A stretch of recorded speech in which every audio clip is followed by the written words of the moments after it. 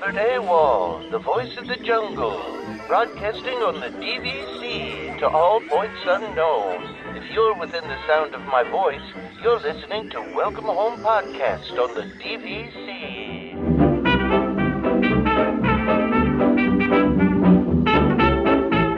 Hello and welcome home. Thank you for joining us on episode 174 of Welcome Home, a Disney Parks and Vacation Club podcast. I'm Tom. I'm here with Trevor and Damon. We got Damon back from vacation. Yeah, but happy Mother's Day to everyone. Yes. Oh, yeah. I'm on carpool patrol today, so I won't be staying the whole show. Surprise! You've just been busy lately. That's all. I mean, you got a lot going on. Yeah, I mean, right? It's Mother's Day. I can't make my wife drive carpool. I just think that's not it. Yeah, no, I get it. Yeah, totally makes sense. Go ahead, Trevor. I was gonna say I would never ask you to pick us over Mother's Day either, Damon. That would be all kinds of pain. I don't really want a carpool. I mean, I'll be honest with you, but right. But you do it. Absolutely. Yeah. And you can refer to me as Ramen for the rest of the show. Ramen. Did you not see okay, so we had a review where somebody had a typo and called him ramen. Oh yeah, right. It made me laugh really hard. The autocorrect ramen. Yeah. Okay. I want to call him ramen from now on. Yeah, if you haven't seen that, go check out our iTunes reviews. Is excellent. And thank you to the person that gave that review. It was a very nice review. Yes, it was a great review. Yeah. Yeah.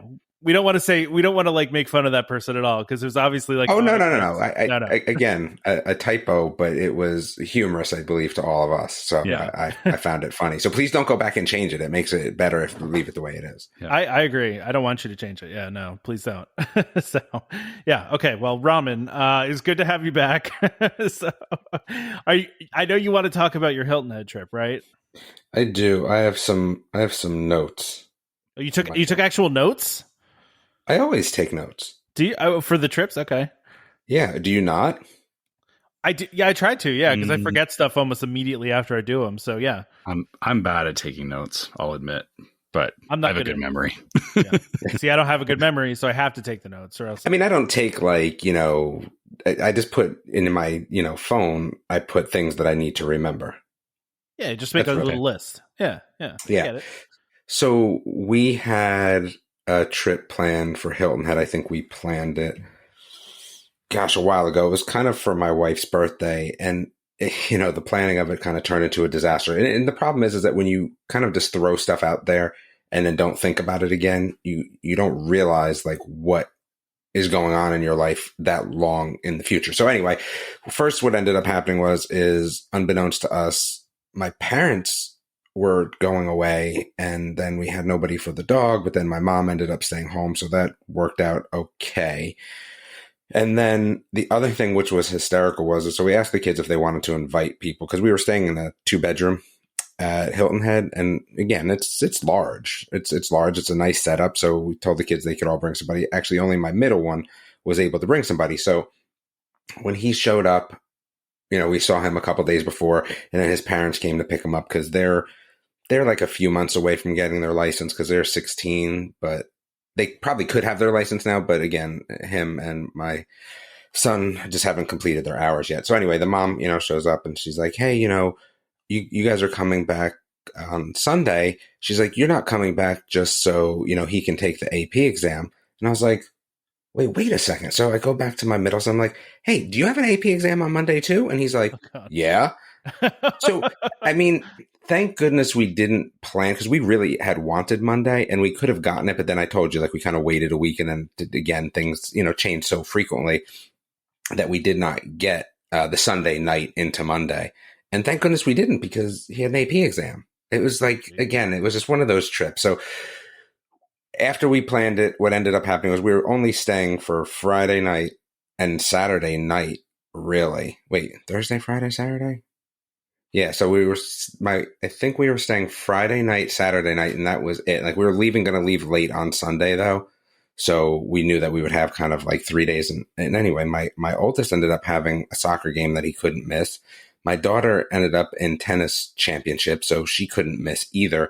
So my wife just ended up going the first night by herself. which was fine. I mean, it was a little bit of a, hey, get away for your birthday sort of thing. So she enjoyed that. She was in a 2-bedroom by herself for the first night. I was going to say, I'm sure she enjoyed some time to herself, right? Pre-Mother's Day time to herself and birthday. Yeah. Stuff. Yeah. And the thing is, we don't really do a lot of seafood. Like I said, no one in the family besides her really likes it. So she was all excited because, again, she could eat seafood. Here's the thing with me and seafood, and actually the rest of the kids, like, just somebody else getting seafood can, like, totally ruin our meal. Like, go eat outside, we're going to eat inside sort of thing. Like, seafood, the smell of it just, like, ruins my current meal no matter what I'm eating. I just don't care. I kind of get that, Damon. I hate the smell too, and my wife is very into seafood. It's similar with my wife because, like, if I'm gone for a night or two, she immediately goes and gets steaks. Like, she'll go in because I usually don't eat steak. So she'll go and I'll be like, "Are you eating steak tonight?" And she's like, "Yeah, I'm eating steak tonight." So like, steak's not so bad because all the kids eat it. I'm the only one that doesn't eat steak, so they have it often enough. It's usually seafood, and then the other thing is Indian food. I don't really do curry. I just don't care for curry. So they'll do Indian food when I'm not around as well. That makes sense. So we ended up taking 2 cars. Like I said, my wife drove the first day, checked in, no problems. It was, good view as always and no issue. So we ended up getting there. We were supposed to leave pretty early in the morning. And then my son was like, I have to go to practice in the morning. So, okay, fine. So we ended up getting there around 3:00. So this was a super duper short trip, but Hilton Head is not that bad. And we hit no traffic on 95 going down on Saturday, which was almost always helpful. Yeah. Yeah, but it's like almost unreal. Like, I didn't believe it. Yeah. Right. Like, 'cause my wife hit traffic on Friday, which, I assume she would because she took a half a day at work. So she left in the middle of the day, but we hit no traffic on Saturday. We ended up hitting a little bit of traffic on the way home. But yeah, we were straight shot, no traffic, no nothing. And again, not driving with my wife, the stop went a little bit quicker and easier. But wait, no, we didn't even stop. We stopped on the way back. We didn't actually even stop on the way down. I ended up going to Publix and just grabbing sandwiches the night before and just telling everybody, hey, hit the bathroom before we go, 5.5 hours away. Keep your drinking to a minimum, eat whatever you want. So we actually straight shot to Hilton Head. And we got there. My wife just came out and used, the room card to let us through the gate. So Hilton Head does have a gate there that you need a card to get into to get to the resort, which is obviously understandable. And it's the same thing at most of their other locations. So I will tell you, there was a few things that I enjoy more about Hilton Head than Vero Beach. And the first one is that probably 2 of the top 5 conversations I've had with cast members have been at Hilton Head. And Carol, who works the other side, the pool side, she's the manager over the pool side where, the bar is and the snack places that you have beach access to. She was super nice last time. She's a New Jersey person, right? So she gets it. She, talked to us last time we were there and, we had a great conversation with her. But I'll tell you, there was a lifeguard that was a little newish, right? Probably about 6 months or so. She said, I had a very pleasant conversation. I think the difference between the 2 resorts is at Vero, you'll get this very nice, greeting from everybody always, right? Everyone's very nice there. But at Hilton Head, like, I've had just conversations. Even at the store, I can tell you the conversation level is just a little bit different versus what you see at the other parks. Not that they're not nice, because that's not what I'm getting at. They are, but there's that little extra, like, full conversation rather than meaningless weather conversation or meaningless, whatever conversation, right? There's a little bit more conversation there, which I really did enjoy. They had watermelon Dole Whips. Go ahead. Sorry. I was gonna say, I think anybody that stayed at Hilton Head will tell you that, right? Like, they have the best cast members there. I don't know what it is. Like you said, though, it's almost just more laid back where they'll just have a conversation with you and they're just very nice and overly accommodating, It's just absolutely. Yeah. And again, I think it's more of that conversation because, there's nothing wrong at the other location. Everyone was super nice. It just wasn't that same sort of like, hey, let me tell you a little bit about myself, right? There's that level of, almost intimacy, that you're going to get out of those cast members. It's a little bit different than the other places I've been. So Dole Whip wise, there was watermelon and lime. We had hit lime up at Vero, so that was not something we did. The watermelon was okay, right? Pineapple was Yeah, it was okay. Yeah. I mean, it was just okay. I mean, I would say that pineapple is still topsies, right, in terms of lime, watermelon, pineapple, but it was okay. Watermelon sounds good. Watermelon feels like it lends itself well to like a Dole Whip flavor. But yeah, I mean, probably too sweet. Yeah. Was it too sweet? Because sometimes watermelon stuff can be too sweet, I feel like. Maybe. Yeah. Maybe. But it was okay. My son is, though, hooked on whatever strawberry, what are those things called? Like fruit smoothies, but instead of doing strawberry banana, he just does straight strawberry because Vero, that's all they had was strawberry. So he really likes those. So he bypassed Dole Whips for that, and he was quite happy with that. Nice. Yeah. So I'll tell you that, remember, there's just so much to talk about. I mean, I've been to Hilton Head so much, I think that it kind of gets lost because there's just things that, I already know and assume. But a few things to note, and this is one of the biggest things for me. So, there's bocce there, which I think is great. They also have cornhole. They have a pool table that's over on the beach side, right? Remember, there are two sides to the resort here. We drove over because not a big deal. But here's the thing. At Vero Beach, like you're at this resort and it's great, but like I have to go check out pool cues. If I want to play cornhole, I have to drop my room key, right? Things like that. At Hilton Head, that's not the case. Like you walk by cornhole, no one's playing. The sacks are right there. And they're actually a little bit nicer than the other ones, but they're right there, right? Like you don't have to go ask for them. You don't have to go get them. Same thing with pool. Cues are up there. Balls are on the table. If no one's playing, you just go play. It's almost like, and basketballs. Okay. So they had 5 basketballs and one of those basketball holders at the court. Like it's just that little thing is such a game changer in terms of just walking around the resort and like, hey, I'm going to stop and play cornhole. Like I don't have to, and cornhole at Vero it's kind of far from where you're checking out the stuff. Like, I don't know, man. Like to me, like when I was talking to this lifeguard, it's like, what's the worst that can happen? Someone steals the cornhole bags, which they probably do. Like, what's that going to cost you per week? Like, what's the cornhole allowance, right? That you really need to worry about. And is that really hitting a bottom line? But it feels so different. It feels friendly. It feels like you're home. It just makes this huge difference. And I think that's the total different feel of the resorts right there in a nutshell. It really is. It's a different home feeling versus the other one. So that was my big thing. And yes, they don't have a mini golf, but the thing is that the mini golf at Disney Vero is nice.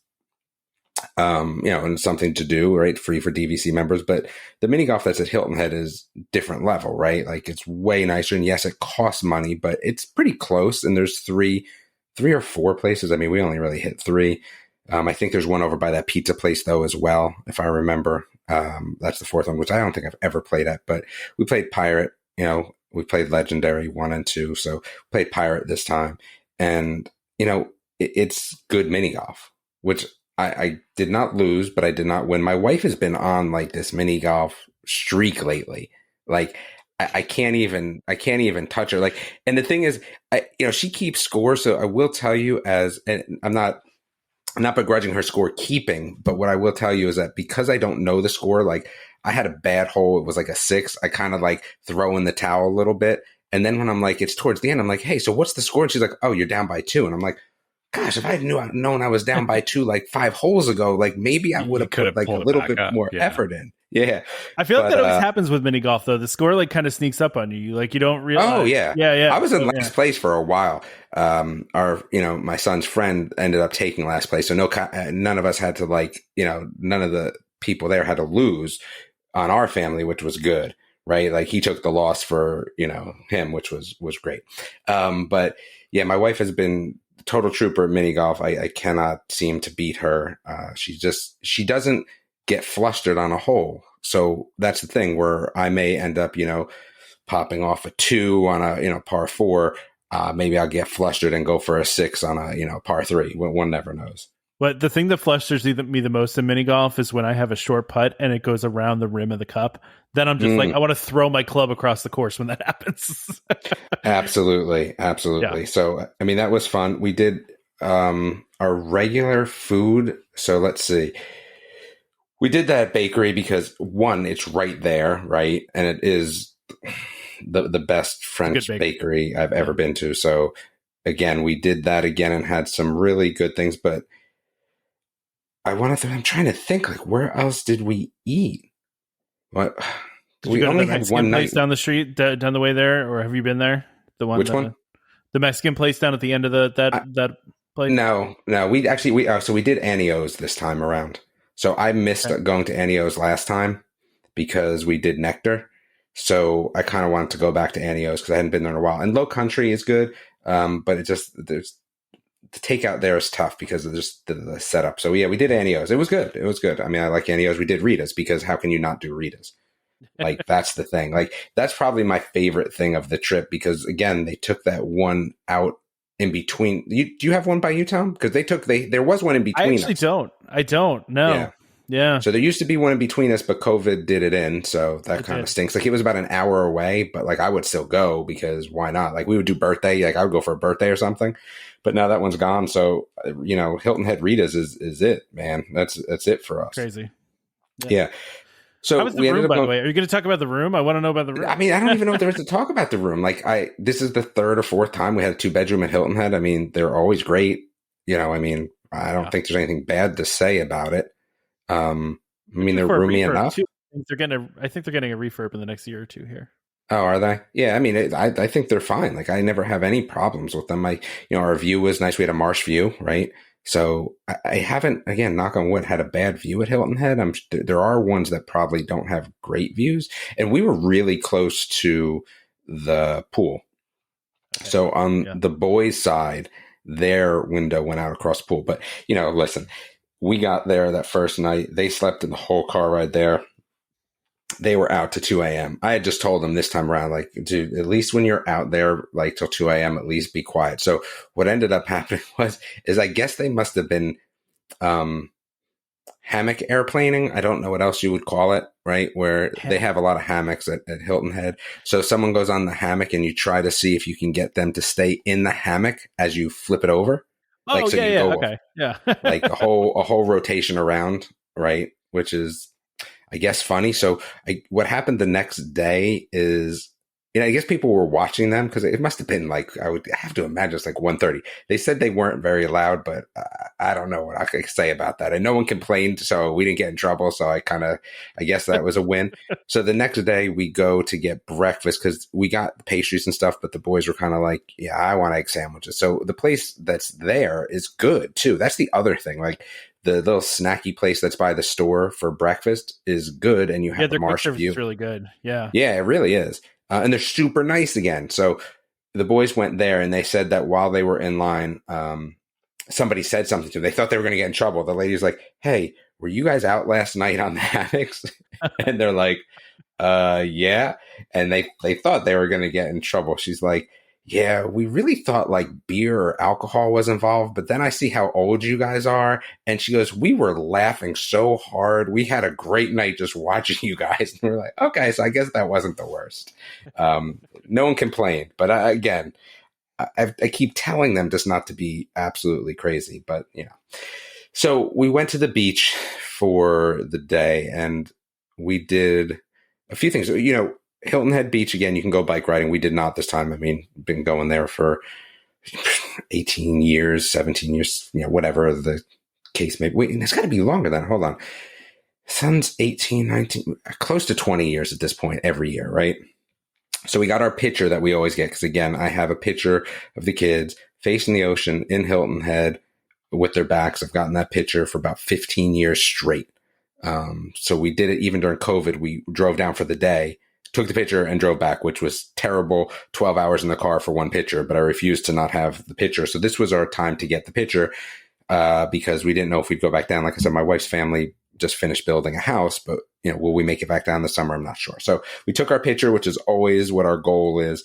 And then you're on the beach, right? There was the coolest Australian Shepherd on the beach, Sydney, very dog friendly area, not just the beach, but the whole area is dog friendly, like restaurants and things like that. So we kind of talked to this lady for a while on the beach. Her dog was absolutely stunning stunning dog. And a lot of people will bring their dogs there. So that was fun. And then the boys made a sumo wrestling ring on the beach and were wrestling. I don't know. I got involved in it a little bit and I didn't get hurt. So I consider that a win as well.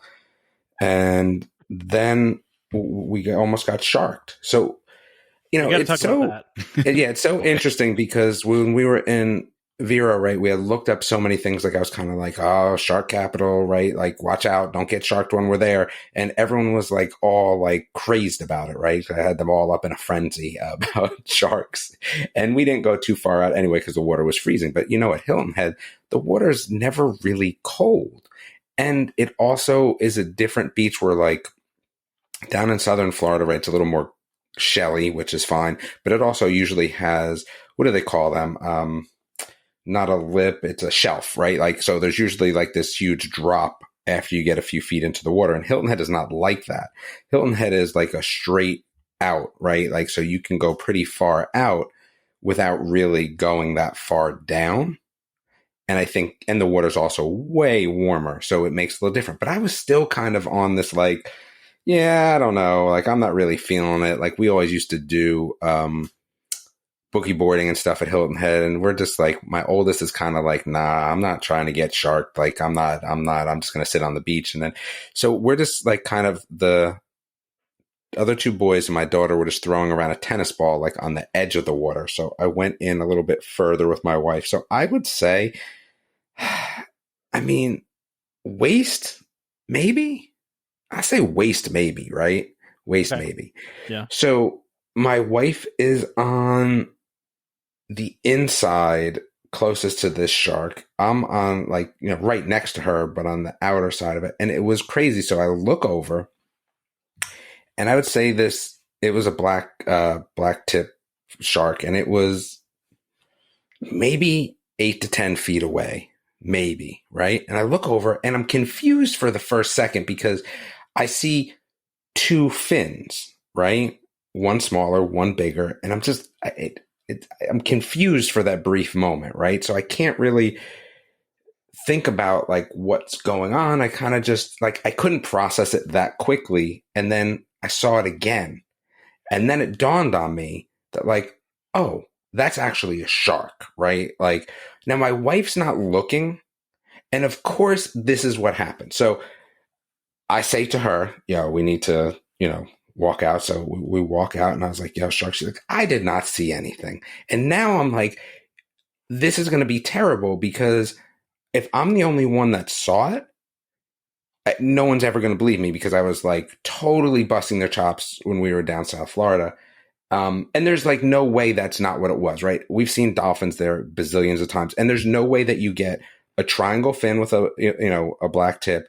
And then 2 feet behind that, an angular fin, right, with a black tip that's smaller. No, that's a friggin' shark.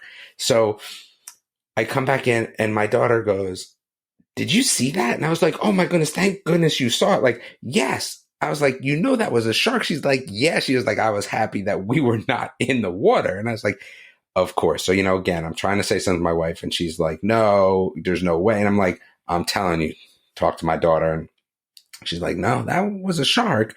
But my wife is still not on board. So now she just makes fun of both of us because she's like, there's no way it's a shark. I'm like, what else was it? I was like, let me show you a picture of what these fins look like. And I'm like, is that what it looked like? Yes, that it was a shark. So again, was it a huge shark? No, it wasn't great whiting us, right? But I don't think that I want to be 8 to 10 feet away from any shark ever. Now, there was a lady that went back out like right after us. I had to go. My daughter was like, you need to go out there and tell her. And I was like, I don't want to go back out there. She's kind of far. And I was like, she was like, you better go out there and tell her. She's like, how are you going to feel if she gets sharked? And I was like, you're right. So I had to kind of like sneak out there, right? And tell this lady. And then she was fine. She came and she goes, oh, thanks for telling me and things like that. But yeah, it was close. It was close. And I don't know how I feel about like boogie boarding down there anymore. I'll be honest with you. You just reminded me, and I think I told the story on the show before, but when I was in Hilton Head, the last time I stayed there for a long time, we went for a walk and we were like standing on like right by one of the marshes, like right on the edge. Oh, and saw a gator? Yeah. So, well, we saw a gator far away, right? So, like, it was far away. And so I just was standing right by the water. And the gator, all of a sudden, from far away, I mean, like, it was far. All of a sudden, it dips under the water. And I was like, oh, the gator's gone. And then about 2 minutes later, it pops up right in front of me. And I was like, oh, I'm out. Like, yeah. Well, it just, out of nowhere, well, it just dipped under the water and showed up. So, are pretty normal there. So, my gator story was as we were at my wife's family's house, they're in a part of where it's dredged out behind them, right? Yeah. So you can put boats on and things like that. So I was out there and stupidly there's crabs out there too, right? Was trying to go crabbing with chicken legs and wasn't really paying attention and was within, I don't know, a foot. My hand was a foot away from the eyeball of the gator. Oh God. And I was like, the boys were younger. So I said to them, I was like, boys, turn around and get in the house now. And they did. And then I slowly backed away. That they were already running towards the house at that point.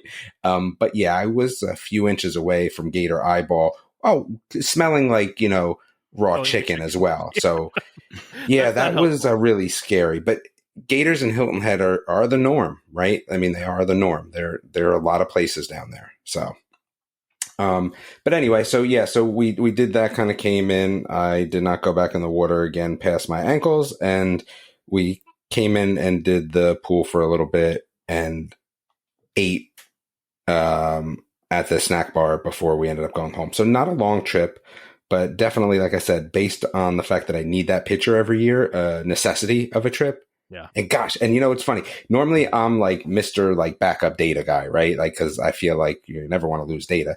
So usually I would have taken that picture with my camera and a phone. So like I have an older NEX5 that I use just to take like this picture, cause I'm on the beach, want something better than my actual, phone camera. But normally I would have taken that picture and then taken it with my phone camera, right? Backed it up to the cloud and been like, cool.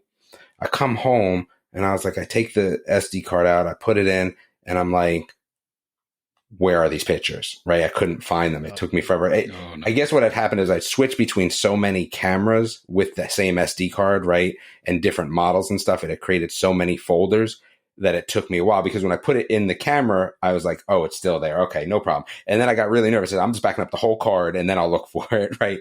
But I did, and I found them, and it was fine. So that's kind of like our Hilton Head trip. I may make it back down there if my wife's family's down there, because they're moving down there permanently. So if they're back in by the end of the summer, maybe, but we'll see. Like I said, we were kind of talking about before, I have a trip to Dollywood planned over 4th of July, and I knew there was Dollywood people. I don't know, they all went into the woodwork when I asked about who's going to be there, but I will be in Dollywood over 4th of July if anyone wants to meet up there. That's the I guess meetup? Eastern Carolina meetup.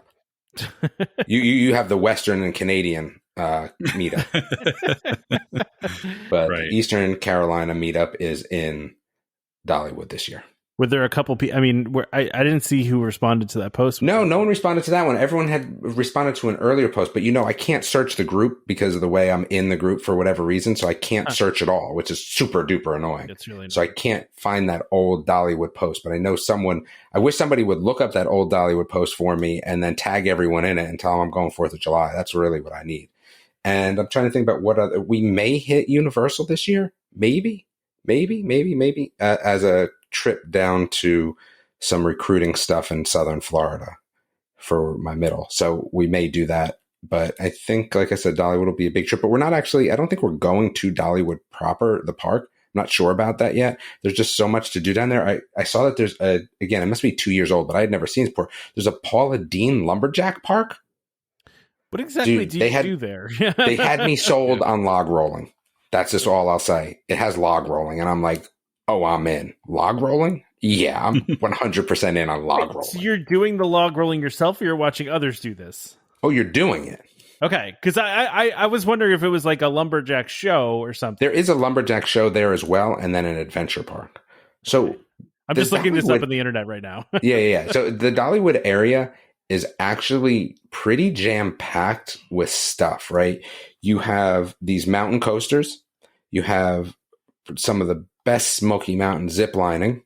You have Dollywood. You have this Paula Deen. There's also this other place. I forget the name of it, right? It's got a big Ferris wheel and stuff to do there. Gosh, I just, the name eludes me because I've never been there. You have the best go-karting in the U.S. without a doubt is right there. Mini golf, great ice cream places, great food. Like, you can do a lot of stuff without going to Dollywood. And just the shopping is pretty cool as well. So but yeah, log rolling, I'm in. Yeah.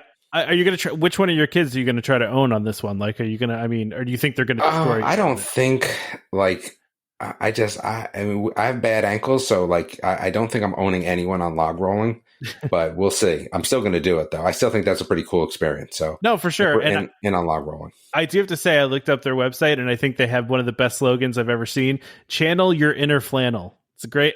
It's really excellent.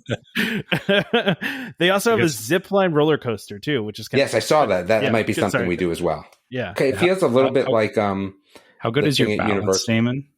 My balance is really good though. Like my kids all have really good balance. They inherited that, I think. So I think we're good balance wise, but it will be fun. It will be fun. So I think we may do something like that, but we'll see. It looks like there's like a ropes course here. This roller coaster actually looks kind of cool. It does, right? Yeah. Well, it's the first of its kind zip line mixture of a roller coaster and a zip line. Mm-hmm. All right. I mean, it looks interesting for the pictures I've seen. They've, like I said, they have a ropes course and they have. All right. Well, there's some cool stuff here. Yeah. So we'll see if we can make that instead of Dollywood. I don't think Dollywood has anything new that I'm really like super interested in. I don't think they have anything really new. So I think that might be a better take. And again, staying down there, we're staying at a place I've never stayed before because we're going to go down with maybe 6 or definitely 5. And I'm like, with 5, again, some of these places you got to 2-room it. And I'm like, I can't do a 2-room. So we're in this place called, I think like Riverstone something. I don't know. Some sort of condo-y sort of thing, condo-y resort. Right. So we'll see how that goes. And I think it will be good because, the Christmas time Inn is my fave, but just to get 2 rooms, it's a lot. It just seemed too expensive. And the whole thing about Dollywood is that it's cheap there, right? It's a nicer, cheap trip. So, you kind of, once you do 2, it's like, 2 rooms, you're back to like normal money. And like, what's the point of that? Yeah. So makes sense. This lumberjack park is ridiculous. I thought that was cool. This reminds me, up in, over in Myrtle Beach, there's a medieval times but with pirates that Dolly Parton owns. And I've always wanted to do it, man. I've always wanted I refuse to go to Myrtle. I mean, listen, I'm not a huge Myrtle fan either, but I so badly want to go to this pirate show, man. I mean, that sounds cool, but yeah, I had no interest in Myrtle Beach at all. And what's interesting is you would think being down here in soccer, like we would be there, never had a tournament there. Like that's kind of surprising, yeah. Yeah, I mean, my daughter's going to play. I think she's going to play lacrosse, and tennis, just because she needed something outside of tennis season. So maybe at that point, but I don't know. We'll see. Come on, man. Medieval times with pirates. I mean, you can't go. I mean, that does sound amazing. Yeah. It sounds expensive, though, especially in Myrtle Beach. It just sounds expensive, too. Trevor, is medieval times something you're aware of? Is that, I don't know. Oh, yeah. Is that a Canadian thing, too? Okay. I wasn't sure. I believe there's one in Toronto, which is, again, really far away from me, but I'm aware of it because I have been down to the States. I've actually, I did something like that in Vegas one year because they had something like that at the Excalibur. I had a friend that actually worked at medieval times playing trumpet. So, oh, nice. We used to go as like a school field trip. Like that was a school field. Yeah, where was it again? Wow. In Jersey? I don't remember. I feel like it was by me. I feel like closer to the city. I feel like it was by Newark or something like that. But I don't. Yeah. It was closer to the city. Yeah, it definitely was closer to the city. But I don't even know if it's still there. But yeah, I just like the idea. It was definitely in one of those places. Don't venture too far away. That's 100% true. Lyndhurst. Yeah. It's in Lyndhurst, New Jersey. There you go. Oh, okay. Yeah. yeah. So, oh man, I miss that place. But like I said, the funny thing is I used to cover that area for work. And I went there, I went to Myrtle on for a business trip one time. And I was like, I really want to go to this pirate thing, but I also am going to expense dinner. And then I'm going to have to explain to my boss why I went to medieval time this pirate show for dinner. Why you didn't just hit up a McDonald's versus right? Like, it'd be like, why? What are you doing?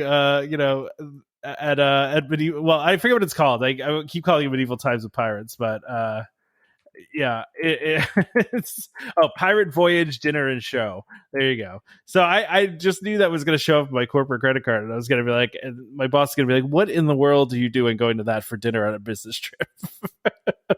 But I still regret not doing it. I want to do it one of these days, but anyway. You could always say the client wanted it. Well, no, it was just me by myself at that point. I wasn't even taking anyone out to dinner. I had a meeting outside of dinner. Yeah. No, that would be weird though too to take a Oh, where are we going to our business dinner tonight? Pirate's Voyage. The client asked for it. yeah, exactly. I'm looking it up now. I would take the trip to Myrtle for that, Tom. Just for that, right? How great does that look?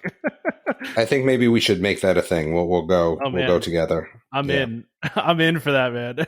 It looks. There's like a video on the website of them just like. Oh yeah, I'm watching it now. And yeah, it looks awesome. Oh, they have one at Pigeon Forge. They have one at Pigeon Forge, Damon. I don't think I'll have time for that. Yeah, but they have two locations, Myrtle Beach and Pigeon Forge. Look at that. There you go. Now you could go this. How much is it? That's the only thing I always feel like these things expensive. Are probably so expensive, right? Yeah. So I'm putting in for the 3rd of July just out of curiosity. Is everyone an adult, you feel like? Or am I going to get away with 2 kids? Let's say. Probably everyone's an adult. Oh, no. Oh, it seems like children go up to 19. That's really? Actually, they might have me with that because you're telling me I can put a child at 18 years old? Like, that's definitely a W for me. All right, so if I check availability for July 3rd, okay, boom, boom. It doesn't even tell me the price yet. That makes me scared. That makes you scared when they don't tell you up front, right? What seating section would I even care to be in? Does it matter? It's weird because you got to buy like ticket. It's like Ticketmaster. You got to buy like, yeah, I'm going to go best available seating. In adult is 66 ahead or 67 ahead. Oh, AAA though. Hold on. Yeah, $350. I just don't think so. That's a little rough. Yeah. I mean, I want to, but that's a little brutal. At least it's all inclusive though. It includes the food and everything. So, but and the food is probably how good? Yeah, Exactly. It's probably all right. So anyway, that was quite a tangent. But anything I was going to say we ended up in a weird place there for a minute. Listen, we're talking about pirates. Anything else, Damon, about your Hilton Head? No, I think that's it. Okay. Well, we only have 2 listener questions this week. I know you got to run, Damon, but I know you wanted to answer the one question from Dan. I mean, I think I can get them both in as long as you guys don't go crazy on the first one. I don't think so. All right, so let's see. So if you were on the Starcruiser and another passenger showed up in costume, not from Star Wars, but something else, what would be your reaction? So he says, maybe this is from Dan H. Maybe they're Captain America or Captain Picard or something else. So look, Picard, I'd be okay with. Really? Like, right? So total alternate reality. I may guess alternate reality Captain America, but I don't know, man. Like, I'll go, if you stick with the space theme, like, I'm all right with that. So, I mean, like what if you show up like Star-Lord from, well, you haven't seen Guardians of the Galaxy, but I'm sure you're aware of Star-Lord. Yeah. No, but that's space theme still. No? He's a captain. That's Marvel themed. It's got a higher outline level of Marvel. Okay, Marvel still happens in space sometimes, though. Yeah. Yeah, it's not the same. The Marvel world is not just space, though, I feel like. Like, if you say Star Wars or Star Trek, like, it's really about space. Yeah. Okay. Marvel doesn't have to be. Guardians of the Galaxy takes place all in space, pretty much. That's just one part of Marvel. Yeah, it is. What about Captain Crunch? Captain Crunch. I think that Star Trek is probably the one that would give the biggest pass to. But it has to be good. Like, you just can't be bald and say you're Captain Picard. Like, that doesn't work, right? Like, we got to have the whole shirt. Yeah, you got to have the Starfleet uniform on at least, and know, like, hey, I'm from the Paramount Plus Picard, so I don't have to. No, that doesn't work either. Damon, are you a big Star Trek fan? I don't feel like we've talked about this before. Are you really into Star Trek? Oh yeah. Yeah. I mean, I'm not like a huge fan of it. I've watched it, but like So, I mean, when I was in college and there was no DVRs, I mean, we would make it a point to be around Sunday night to watch Next Generation. So I'm a Next Generation guy for sure. Yeah. Yeah, I grew up on Next Generation. And we wouldn't miss that. So, like, again, no DVR Sunday nights. That's probably why I did so poorly on Monday schoolwork. Yeah. Not that it was anything bigger than an hour, but like there's a pregame to Star Trek and a postgame, post-game discussion. So I get that. Yeah. No, I mean, I never really got into it, but I mean, I've heard that Picard show is kind of weird and crazy. But so I don't have Paramount Plus yet, which is ridiculous because I'm, my parents live with me, so I'm trying to get them like, we kind of split things up. So they have like, I have YouTube TV and they have like the rest of the streaming services, right? Like, so they have Philo, Netflix, and we currently have Apple TV because they want to watch, what was that soccer show? Ted Lasso. Yeah, thank you. Yeah. Which was just okay. So they want to watch that. So I said, okay, when you're done with that, switch over to Paramount Plus, right? And they just haven't gotten around to it yet. And I just haven't, like, I feel like I should just do it on my own, but I didn't, right? So I'm just waiting for them. But there's a fair amount that I want to watch on Paramount Plus because the new Star Trek, was it New Worlds or something? Like, yeah, I want to watch that. See, I have Paramount Plus for the Nickelodeon catalog because my daughter really likes Paw Patrol, and my wife likes to show her some of like the old shows too. Like, she got her into like Rugrats and like, that kind of stuff. So, so yeah, I mean, they have a pretty good catalog up for Paramount Plus. Unfortunately, their tech is garbage. Like the app for my smart TV is the worst app I've ever used. It doesn't even work. It doesn't even function. But it's there. So we have to cast it. We have to cast all the time from our phones, otherwise it doesn't. Oh, that's crazy. Yeah, it's really annoying, especially when you have a smart TV and you have an app. The app just literally doesn't work. So, but they have good content. They do have some stuff there. So I mean, I subscribe to them only though because my daughter is obsessed with Paw Patrol. So, all right. So back to Picard here, or Captain America. What are your thoughts? I mean, I wouldn't care, I guess would be the thing. Unless that person was following me around for the duration of my time on the Starcruiser, if I just happened to run into somebody and they were in a different costume, be like, okay, cool, whatever, they're doing their thing. But I would probably forget very quickly about it. If they were Hulk, you would forget. What if they were Hulk? They were Hulk.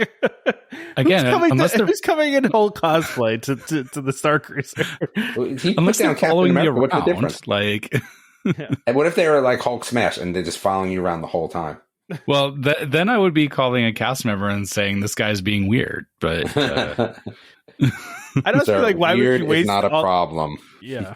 I'd be like, why would you waste all this money and then go and ruin it? That would be funny, though. I would totally crash Starcruiser as Hulk. Like, now that just seems funny.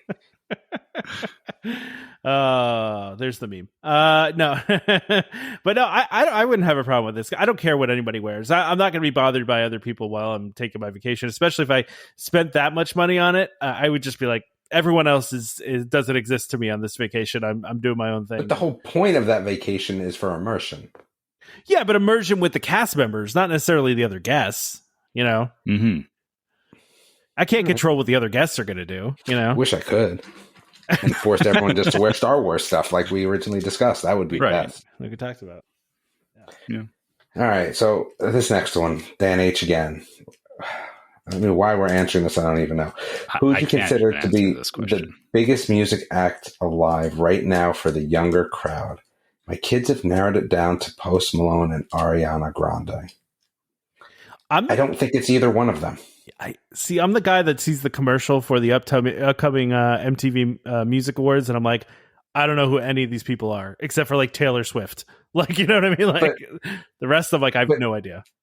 Who's bigger than Drake? I don't think they're bigger than Drake, man. I'm sorry. Drake? I think right now it's Drake, and everyone can, like, again, my kids will be like, I don't listen to Drake. Okay, you do, though. Stop lying. Everyone listens to Drake. Everyone listens to Drake. So who's bigger than Drake? Not these two. I don't think I could name a Drake song if you asked me to. Again, though, we're talking about the kids for the younger crowd, right? So, yeah. Yeah, I mean, the funny thing is, like, I have a 13-year-old, but I can't even keep track of what music he listens to at this point because it changes so fast. Yeah. And yeah, I have the same problem as you, Tom. I couldn't even name, like, I hear some of the songs that he plays on Spotify and I'm like, okay, I heard that, on a TikTok or something like that, but I don't even know if he knows who half of the artists are. So Yeah. who's the biggest artist? I mean, I don't know. It's very fluid right now. I would agree. I mean, if you just go off of numbers, it's tough to argue though with Drake. The numbers are there. I'm a numbers guy. I don't even know anything off the top of my head that Drake has done. I mean, I'm not saying that that's necessarily who my kids would listen to, but I just think overall. I just Googled the top 10 global singles from 2021. And we got The Weeknd, I don't know, Justin Bieber and somebody else. BTS. What about BTS? BTS is huge. No? I don't know. I don't think so. Like, and what you're looking at is a skew across single, all generations, right? Like, well, yeah, because it's just we're not talking about the younger crowd here, right? We're just talking about yeah. I don't know. Like I said, he wanted an answer. My answer is Drake. Sorry. I can't buy onto Post Malone or Ariana Grande. I mean, look, I could go on Spotify right now and see between the three of them who has the most monthly listeners, right? I mean, there's definitely ways to look at this, but let's see. I don't really know the Ariana Weeknd either. Grande. I know I know the Weeknd. I know know of the Weeknd, but I don't know anything else. Like, I don't know any songs. And I think the problem with this too is like, it depends on, so it's 45. It depends on if they have a new album out or not yet, because I think this is monthly listeners, right? Yeah. So Drake and Ariana Grande are tied at 53 million monthly listeners. Okay. I mean, so he's pretty dead on with his assessment. I mean, I don't know if they're the Post Malone part, but if they're the biggest, but yeah. Yeah, I don't know. Not in my playlist. My playlist is a little bit different than that. My playlist is old, so and weird. So yeah, you don't want to know mine. Yeah, mine is definitely not the same as what the kids are listening to. That's for sure. So yep. All right. Well, I think we got one other thing, and then we could do our ad. Unless should we do the ad now? You want to do the ad now? Sure. We have to say bye to Damon. Damon, you're going to leave us, or is there anything else you want to say before you go, or what? No, I was just looking up Jack Harlow before I left. He's at 51. And this is just I've never even Spotify. Heard of that person. Who is that? You don't know who Jack Harlow is? No. No. Yikes. Who is that? Yikes. We're at very different phases in our lives, I think. I guess. I mean, the majority of the music I listened to happened between the 80s and the early 2000s. Like, that's where my music goes. Yeah, I listen to current music as well. So I think that's probably where the differentiation is. But you also have older boys, and yeah. I don't even know what my 18-year-old listens to. I mean, he listens to like J. Cole. I'm going to go on record here and be like, J. Cole. Oh, this is terrible. No, I get the feeling like I'll probably be where you are in a couple of years, Damon. Well, it depends what kind of music they like, though. Like, yeah. My kids all listen to hip hop, so right, like that's what I listen to. So that's like where our skew is. But if your kids are more like AJR, right, like then your skew is definitely not going to be the same for sure. True, but I'm thinking like it's also like when they get more into the teenage years is when kids kind of, or at least I found when I was growing up, those were the years where I really latched on to certain artists and types of music and stuff like that. So, and I think a lot of it too is that since my middle one is his own artist, right, and like produces and does music, it makes it, I'm a little bit more on top of that. Yeah, that's true too. Makes sense. Yeah. All right, I'm looking down this list. Is there anything you want to talk about? New photo ops for? I'm going to go in to see if there's anything I can lend my. I mean, there's a lot of EPCOT stuff we're going to talk about. Yeah, I know. I'm a little disappointed about the EPCOT stuff. You're disappointed in what they're doing, or that you're no, like I'm all about this Moana thing. Like I'm kind of about that. Like I'm excited for Journey of Water. I think I'm excited more for Journey of Water than I am for the stupid Guardians of the Galaxy ride. But I will tell you, I'm totally amped for this water thing, dude. Like I'm all about like fountains and watery stuff, like interactive. Yeah, absolutely. Like I'm definitely on board with that. I feel you there. I can There's I something always soothing love the about it. fountains by the Imagination Pavilion. Yeah, I And- love fountains. Yeah. MagicBand Plus, dude, it's literally a MagicBand with a light on it. Like, that does not do anything for me. Like, definitely not. Hey Disney, though, sounds like Hey Disney using the Alexa technology. Yeah, like, I'm about that, but I feel like, am I going to use it in the parks? Like, I feel like it's kind of loud. I feel like I'd be better off just typing there. No, this is in the rooms. This is going to be in the hotel rooms. Oh, okay. So it's going to be like an Alexa in the hotel room. Yeah, but Damon, like, it's gonna have, and we talked about this months ago. Like, you're gonna, if like you need more towels to your room, you'll be able to like just be like, "Hey Disney, get me more towels," and like they'll send more towels up. Like, so it's like replaces calling down to the front desk. Oh, I'm definitely down for that then. So that's a big W. So yeah, that's my opinion. You guys can now talk about it for the next 2 hours. Cool. We Well, go drive enjoy carpool, driving. man. Yeah, enjoy your carpooling. All right. Let's do our ad, and then we'll get into the Star Wars thing, and then all this Epcot stuff that we got. All right. DVC Resale Market, a World of DVC company, is the leader in the DVC resale industry with 13 former Disney Vacation Club guides and 3 former Disney Vacation Club quality assurance managers.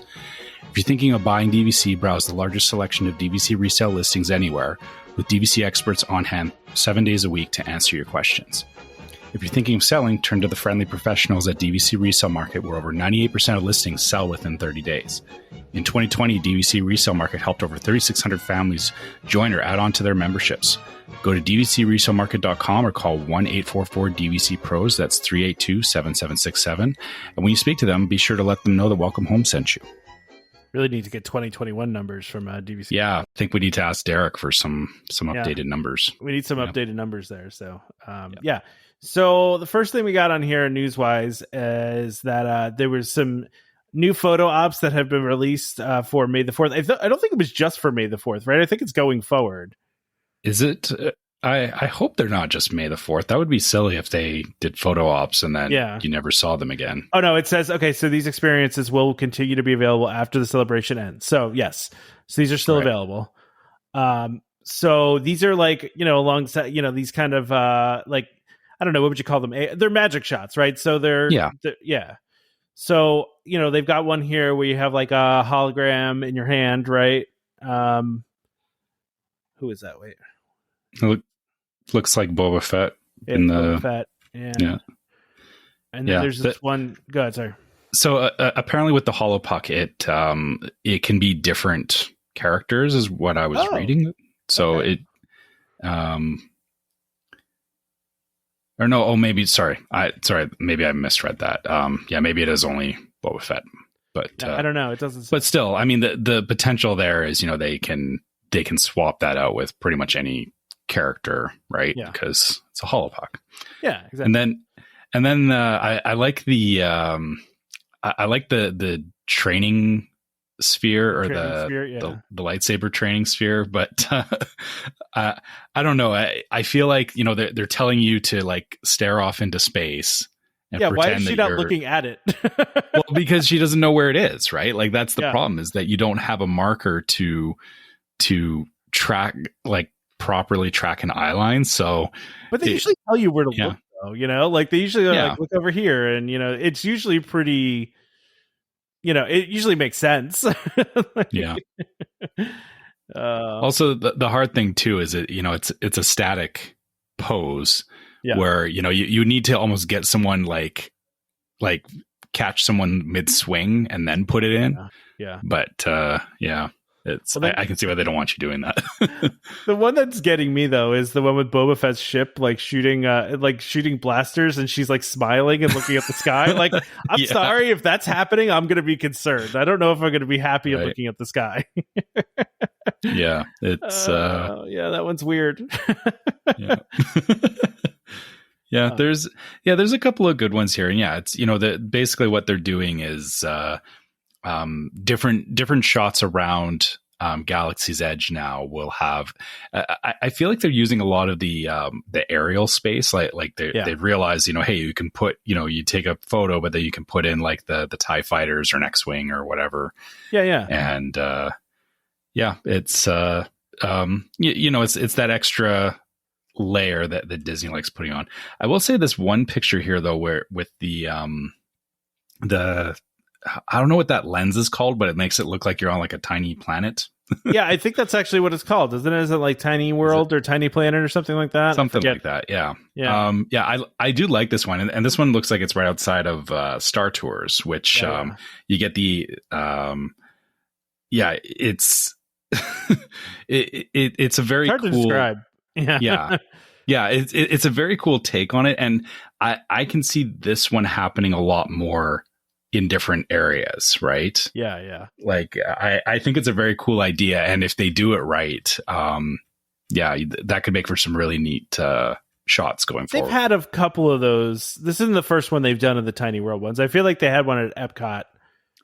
They've had a couple of them. I don't recall seeing. Okay, well, maybe I missed those. I don't recall seeing a lot of those, but yeah, Tiny World Magic Shot. That's what it's called. Yeah. Okay. I swear that they had more in the past. I'm just trying to remember where they were, because I think we talked about them, but I don't really remember. There was one at the Tree of Life that they did last year, and then there was one at Epcot, right in front of Spaceship Earth. Yeah, so they did a couple of these. We might not have talked about them on the show though. So, okay. Yeah. But then, I like these two videos at the end here. Like they did the super zoom shot, which I like. And then the one with Baby Yoda on your back is I like that one. That one's cool. Mm-hmm.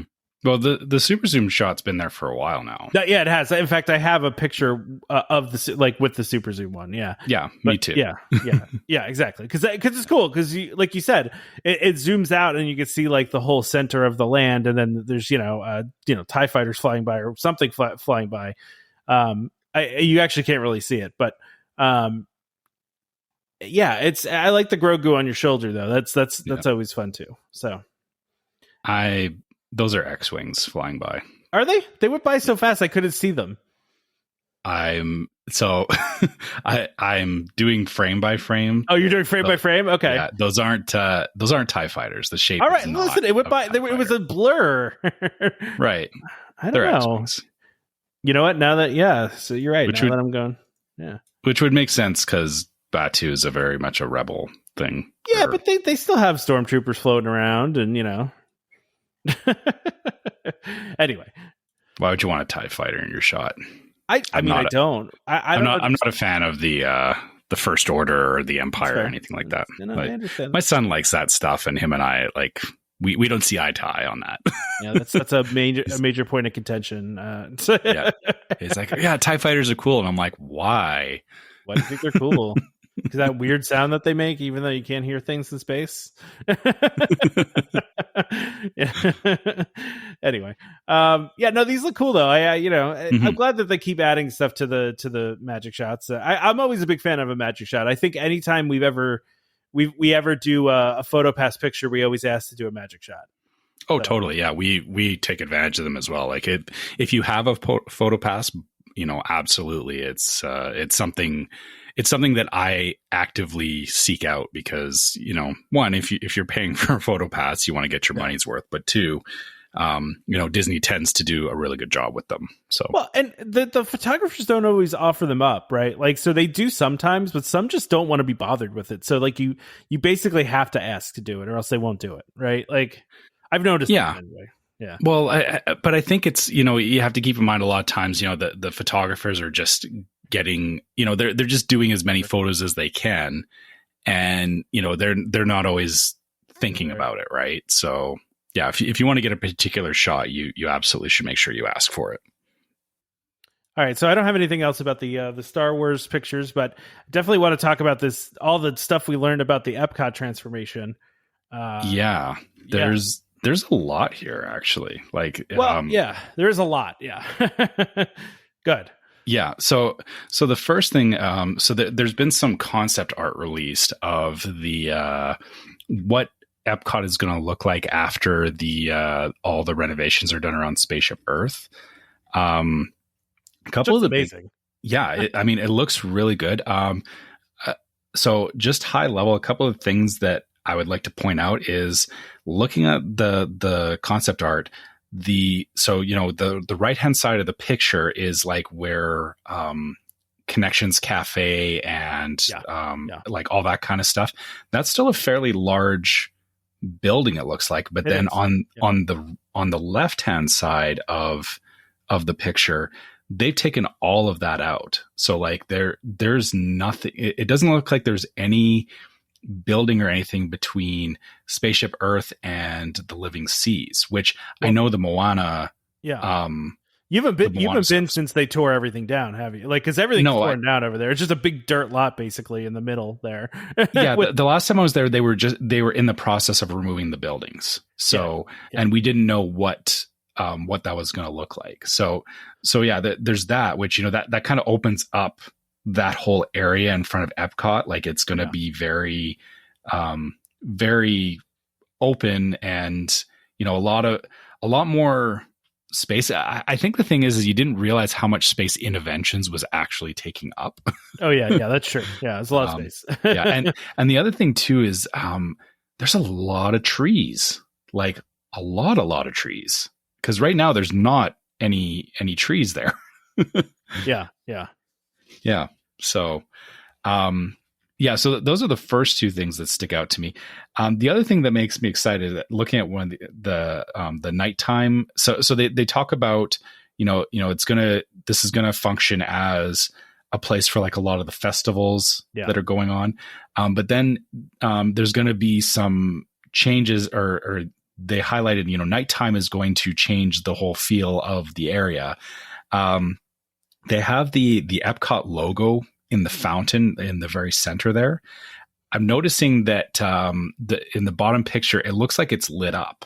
It is lit up. Yeah. So, and the other links I put in here, Zach Ridley actually talks about this. The Imagineer, he talks about how the light will be, the walkways will be lit up again.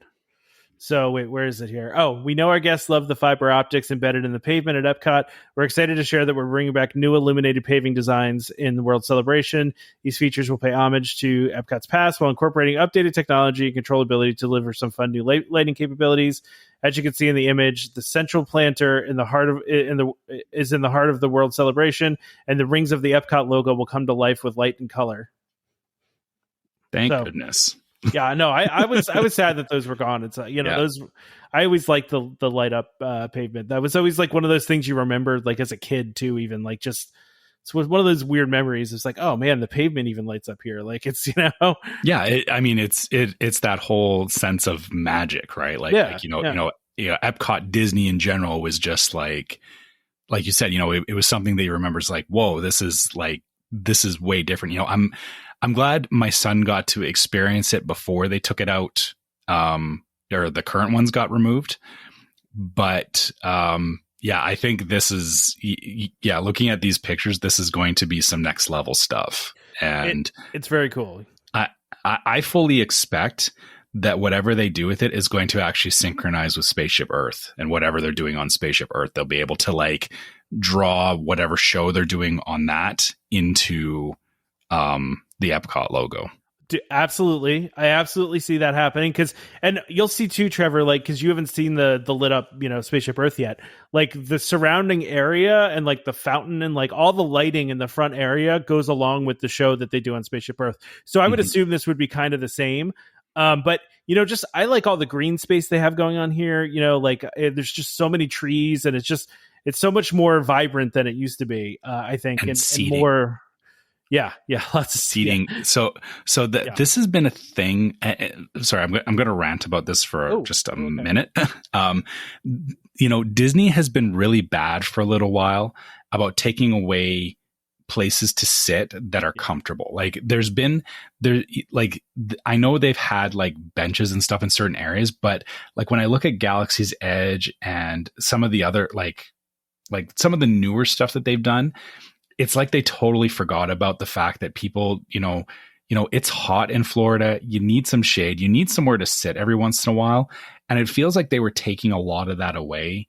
And because, I don't know what the intent was, is that, if they were thinking, well, you can go sit in a restaurant, which then means you're paying money, or, you can, you can sit on the ride, right? It felt very, like Disney was trying to do away with, something that I think is a big part of Disney, which actually, sorry, and I'm not, please don't take this the wrong way. I'm not saying this as a, well, Walt wouldn't have approved of this, but, original Disneyland was built with the intent of, the parents having a place to sit in the hub, or, for people to go and sit while their kids go off and do stuff, right? That was part of the original intention. I know that's not how it played out, but I feel there is some merit to that. I'm not saying, that, this should have been Walt's vision and that it was wrong for them to take out seating and everything. But I think it's just Disney forgot for a little bit that, yeah, you can do all these really amazing set pieces and everything, but if you don't give people the opportunity to enjoy it, and, factor in that, climate and everything, it's, it's hot. It's, not everyone wants to sit in, plus 30 degrees Celsius. 90, let's say 90 degree heat. Yeah. Okay. Yeah. Yeah. So yeah, not everyone wants to sit in 90-degree heat. Or, you want to have a little bit of shade. Like it looks like Disney is keeping that in mind with this development with EPCOT, which, I'm very happy for. I'm hoping that this, maybe they had a bit of a wake up call around that, or people, gave them enough feedback, hey, you can't just, throw a bunch of attractions together. You got to make it actually usable for people. Yeah, sure. I'm also, I like the middle part that they have here. I also like this like kind of sculpture they've got going on here too, with like it's very, very cool looking. And then, so when they initially announced all the stuff they were doing with EPCOT, they had announced this really cool, like multi-level, like festival center kind of thing. And that got scrapped, right? And that got scrapped when they cut a lot of the budget for, during the pandemic and everything. So, but instead what we're getting is a kind of like a concert hall, or like a multi-use hall for the festivals and, but also for concerts. So it's, and they're calling it Communicore Hall, which is cool that they're bringing back the Communicore. Yeah. It's a good throwback to original Communicore. Yeah. Yeah. And so there's a Communicore Hall and Communicore Plaza, a multi-use facility and outdoor event space respectively that brings the park's international festivals to the center of EPCOT. So these are kind of, if you're walking underneath Spaceship Earth, these would be off to the right after you pass by the Moana walkthrough area, which is, the Journey of Water, right? Yep. Which isn't in pictures on this Disney Parks blog section, Trevor, but I do have Zach Ridley posted some pictures of like more details, almost like, just like closer. Yeah. So it's funny. The last picture on the for that Disney Parks blog post. Yeah. So yeah, you're right. It doesn't zoom in on it, but you can see like it is actually from that angle you're talking about. So, you're going just past Spaceship Earth. You can see the Moana section is very big, and then you can see Communicore just past that, which, that's, I like that. I like the way that they're proposing this is going to look. Yeah, for sure. Who knows when all this is going to be done? They didn't say that. Yeah. But truth be told, like, they're already working on the Moana part, right? Like, so that's probably the more intensive part than, I'm sure that building the Communicore building is going to be a little bit of work, but the rest of it is, pretty much landscaping and some of that stuff. Now, the one thing we don't see in here, and let me go back actually for a second to the Journey of Water, where they're, I'm just looking at this post and we're seeing a little bit of a closer look at it. But, essentially what Zach Ridley said, it'll immerse guests in a lush environment. And it is here that the story of the global cycle of water will be brought to life in a story completely unique to EPCOT. We're creating an outdoor attraction for all ages where you'll be invited to play and interact with water as it travels from our skies to our oceans and back again. The spaces and experiences within were inspired by Moana's friendship with the water and her devotion to protecting it around her. So, it's kind of interesting because, we had the fountain that was in the middle before, and obviously they took that out and a lot of people were sad, but this is almost like a different kind of fountain, right? But it's one large interactive fountain. This is cranked up to 10. Yeah, exactly. Like the thing is the central fountain was cool, but it was very, broken off. Like there, yes. There was a very clear rail. You could never get near it, right? Yeah, that's true. Looking at these pictures, like there's, like I said about the Imagination Pavilion has the jumping water fountains, right? Like there's that kind of stuff going on. It looks like there's just like these waterfalls and pools and I think this will be really like somewhere you can just go and hang out. Like it's, you again, you wouldn't know what this is like yet, or, you know, hopefully you get a chance to go to Disneyland, but the, and I'm going to butcher the name, but it's the, so the Wilderness Explorers, what is it called? So they have this whole area in California Adventure that it's based on the Wilderness Explorers from Up. Like it's supposed to be like a nature trail kind of thing. Yeah. And it's a playground. So it's got playground elements to it. It's got like rope course stuff. And there's like, it's like you're in the middle of a forest, which is funny because, you know, you're in the middle of Disneyland, but it feels very much like being in a forest in like Oregon or something like that, like the redwoods. Okay. Yeah. And again, if you haven't been there, you don't know what I'm talking about. But you know, for us, it was that became a space where when we were tired and we like, you know, after you've done a lot of stuff around any of the parks, you sometimes just want somewhere where you can go and sit and not just like, you don't want to just sit necessarily, but you don't want to be feeling like you're running off your feet, and you don't want to feel like you're, you know, that you're having to go to the next place. Right. Sure. And I feel like this is the same kind of thing in EPCOT. Like it's going to probably turn into like a place where like EPCOT doesn't really have a lot of kid centric stuff. Right. Sure. Yeah. So I think this is going to fill that gap that, you know, it's going to be somewhere where, you know, going back to what I was saying, you know, the parents can sit and, you know, if they have younger kids, they can run around and, you know, explore this, but it's also somewhere that, you know, even as an adult, you can just go and explore it yourself and it's still worthwhile. Like it bridges that gap. And, yeah, I'm really looking forward to this. Like, I hope that, you know, I'm trying not to set my expectations too high, but, I feel like this will be a really good addition to EPCOT and something that was sorely missed for a long time. Yeah, and you know, to your point about the places to sit, like in this second Instagram post from Zach Ridley talking about Communicore Plaza, he said specifically, here's a glimpse of the smaller of the two stages that has the ability to host performances for guests on multiple sides, activating the adjacent gardens with dedicated areas to sit and relax. So he's calling out exactly what you're talking about. There's just dedicated areas to just hang out in the middle of EPCOT. You know what I mean? And that's cool. That's a really neat thing to be doing. Yeah, I want that. And you know, as much as, you know, I'm still very much, you know, wanting to be going around and exploring things and all that, but I'm starting to appreciate more as I get older that, you know, having a place where you can go and say, you know, just like the DVC lounge, right? Like the DVC lounge is great for that too. But, you know, giving people a place to just go and sit for a bit, actually means that you can go longer in the parks too, right? Like I think that's the part that Disney might have been missing prior to this. Like, you know, I was talking about how they weren't thinking about it, is that, you know, when people get tired and overheated and all that, a lot of times the decision is just, you know, they're done, right? You know, they don't want to be in the parks anymore, and then they leave. And then, you know, that doesn't do Disney any good because, you know, they're not spending any money.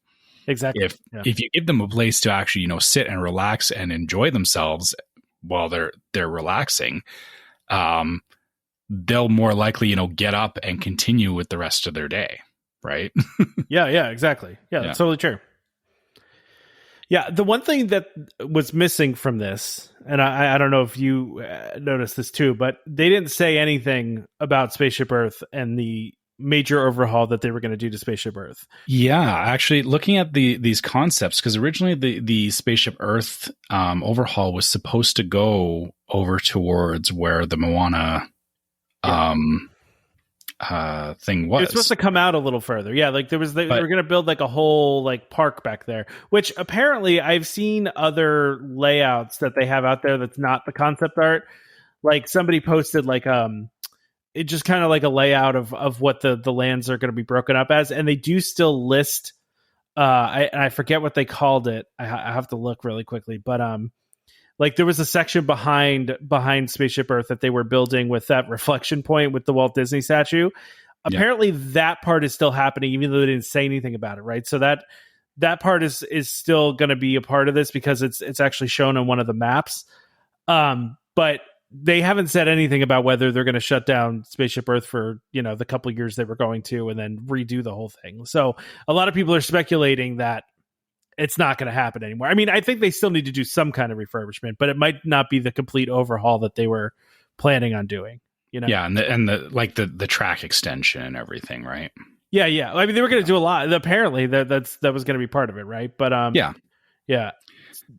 I'll send this to you, Trevor. But yeah, there's a Dreamer's Point. That's what it was called, right? So apparently they're still doing Dreamer's Point, right? So I guess that is still occurring. But that doesn't mean that they're also redoing the entire thing, the entire Spaceship Earth. Like it's just because they're building that thing in the back there doesn't mean that the whole Spaceship Earth is good. And we also haven't heard anything about the Play Pavilion either. That's been just like that got announced like 3 years ago now, and we've heard nothing. I feel the Play Pavilion for some reason I have it in my head as being like between Mission Space and Test Track. No, it's at the old Wonders of Life Pavilion. That's where they were supposed to build it inside. Oh, there. Okay. Yeah. Right. Yeah. But then we have. Okay. Yeah. I guess. Sorry. Yeah. I'm just thinking because with Space 220 and Guardians and everything, I'm like, maybe they didn't budget for the amount of space that they needed for that. I don't know. Well, no, they were just going to build it in the existing building, though. That's what they said. They were just going to build it in the Wonders of Life. I thought that they were planning to tear that down. No. Something new. Oh, no, definitely not. And because they had fairly recently redone the roof on that building too. So right, yeah, okay. So. But the other thing we should mention, too, next to Communicore Hall, there's going to also be a new space for you to meet with Mickey and friends, too. So they are building a new character meeting spot that's essentially in the same place that it was before. Yeah, I was going to say that's where the character spot was previously. Yeah. So, okay. Yeah, pretty much. Pretty much same place, Yeah.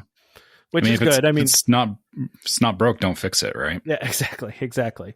But yeah, I mean, like, look, we're not getting what they originally shared, and what they originally shared was very cool and very ambitious, and like, that multi-level festival thing that they were building was so cool, right? But it was also probably crazy expensive, and I get why they probably canceled it, right? And there was a lot of talk of that they were going to do some dessert parties from there because you could get a good view of Harmonious and all that stuff.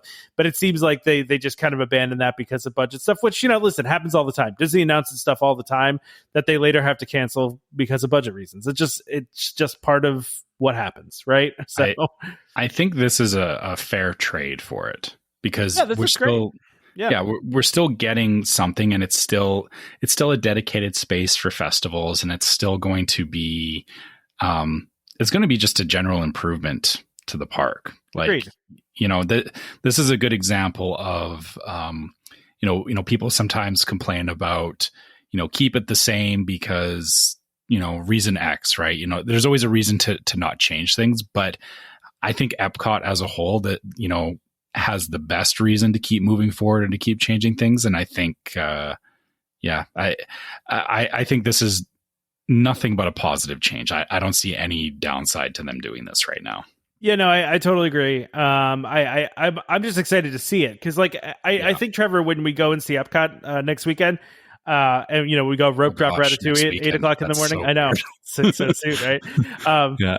But when we rope drop Ratatouille at 8 o'clock in the morning, by the way, if anybody wants to join Trevor and I to rope drop Ratatouille on Saturday, the 14th, meet us in the front of Epcot at 8 o'clock in the morning. if assuming you're staying on property and you can get in early, right? So Yeah. it's so funny because when we talked about this last week, Trevor, I had not like really looked at the park hours, right? And I didn't realize that the park, I think it opens at 8:30 that day, and then we have 30-minute early entry because we're hotel guests, so we can get in at 8:00. So it's bright and early. Yeah, that's gonna be rough for me because it's also a 2-hour time zone change. A little bit, yeah, a little bit. Yeah. But we'll get some caffeine in you, and we already picked out a food and wine. Oh, not food and wine. A flower and garden booth that has breakfast. Yeah, So we'll get breakfast right after the after we rope drop Ratatouille. So it'll be good. Exactly. That's exactly what we're gonna do. But yeah, I just had to laugh because we discussed that last week without like any other information other than let's just do it. Yeah, like so. Yeah. Not really realizing that early entry was going to be 8:00, but that's fine. I mean, like that gives us more time before the meetup to hang around. To hang around Epcot for a little while. So, okay. So anyway, what was I saying? What were we talking about? But yeah, no. So I think you're going to be a little bummed when you see because it's a mess right now, right? Like that whole center of the park is just is dirt.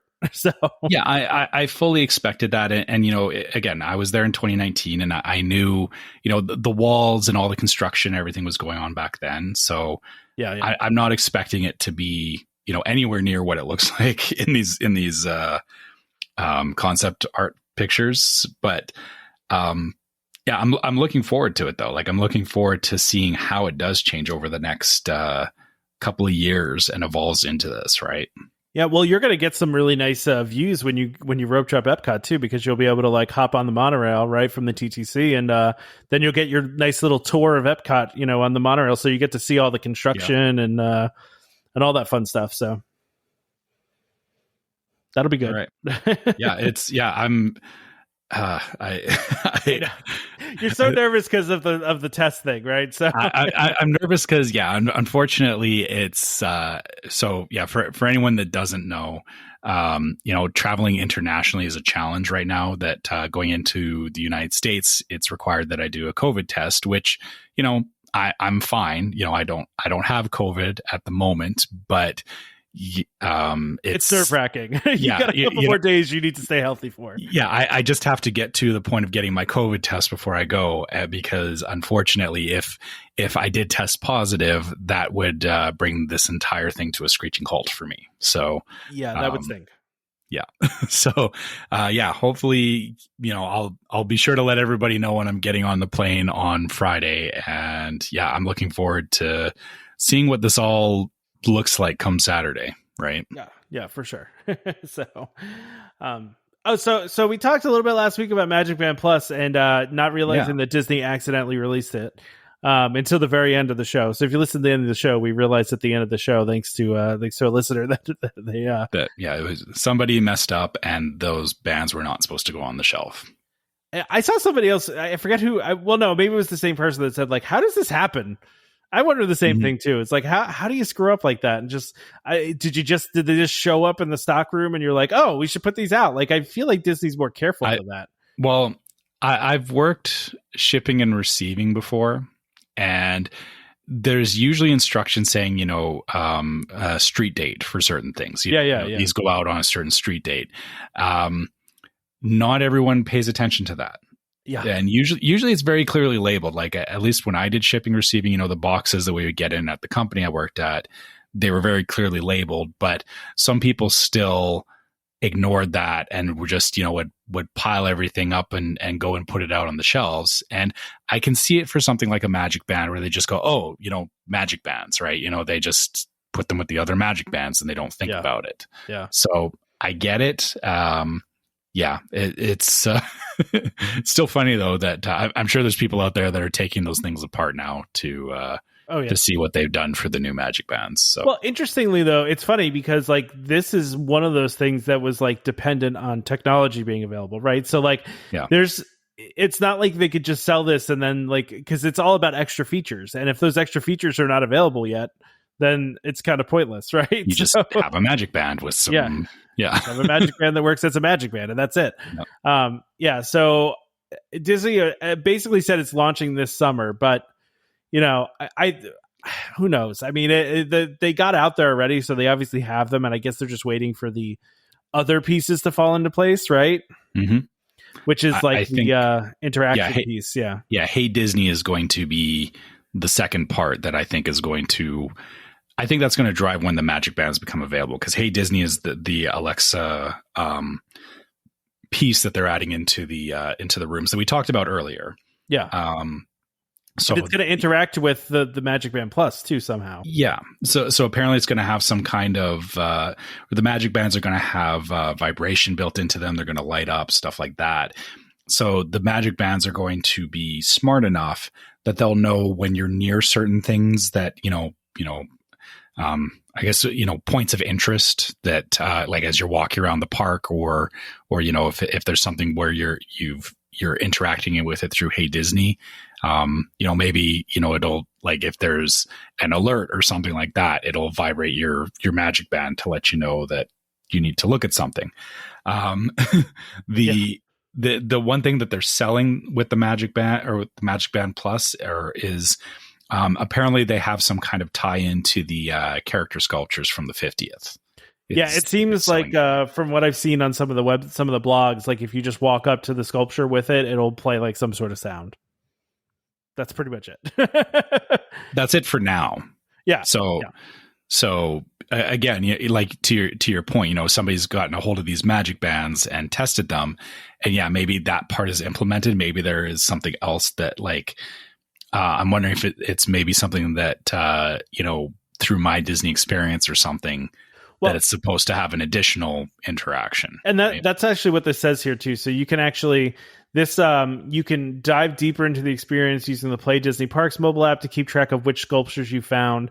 So it'll connect back to the app, but also there's this piece too, the Star Wars Batuu Bounty Hunter experience too, that you're going to use with the app. So you're going to basically you're going to use your band to find numerous virtual bounties hidden through Black Spire Outpost. The Magic Band Plus will be your guide, vibrating and lighting up to show if you're on the right path. And then you can use the augmented reality thermal viewer in the Play Disney Parks app to reveal what's behind locked doors in Black Spire Outpost. So, and then uncover your virtual bounty. So, that's kind of cool. It's almost like what they originally announced for Batuu, like for Galaxy's Edge, about like the reputation system and the games that are going to be within it. It almost feels like they're finally like actually going to happen. Right. I think that whole thing, it was the way they described it. I think in the back of their minds, they knew that it was going to be, the whole reputation thing. It's the Galactic Starcruiser. It's a bunch of things. It's not just like you walk into Black Spire and these things happen. Like you either need to be on the Starcruiser or you need to have a Magic Band Plus to get all these experiences. It's interesting, Trevor, because we've talked about this, I think, many times in the show. Like your standard Magic Band has the two different RFID chips in them, right? It has the long range one that requires the battery, and then it has the short range one that doesn't, right? Mm-hmm. And obviously the big thing with Magic Band Plus is that it is the long range capabilities, right? So because the fact that they're going to it's rechargeable makes me think that, and all the activities you're going to be doing with it, obviously there's, this is very much utilizing the long range technology over the short range stuff. Right. So and it's interesting that it's rechargeable too. I mean, we kind of talked about that when they announced it too. Like this thing has to be rechargeable, right? Like there's no way that they're going to have a battery that lasts long enough to make it worth it to buy this. Oh yeah. And I mean, for the amount that it's doing, right? Like the extra, the lights, the vibration, all that stuff. These batteries, like the current one lasts a couple of years because it's not doing really anything other than the long range RFID. With these, I can see it being, it would probably last a couple of months at most, and then you would need to recharge it. Which the long range that they use now is for very few things, right? It's for like the photo pass on the rides where they automatically take your photo. And when they were doing the interactive queue stuff, like that's pretty much all they were using it for, right? Like that I can think of off the top of my head. I'm sure there's probably something else, but that's, I mean, as far as I can think of, that's all they were using it for. So like you said, it wasn't a lot, right? Like it wasn't a lot that they were using that capability for. Now with MagicBand Plus, it's going to be a lot more. And you know, they're also talking about here to experience nighttime spectaculars in a new way. So this is really just feeling like Glow with the Show again, right? Like we're back to Glow with the Show, but with MagicBand. But hold up your MagicBand. Yeah.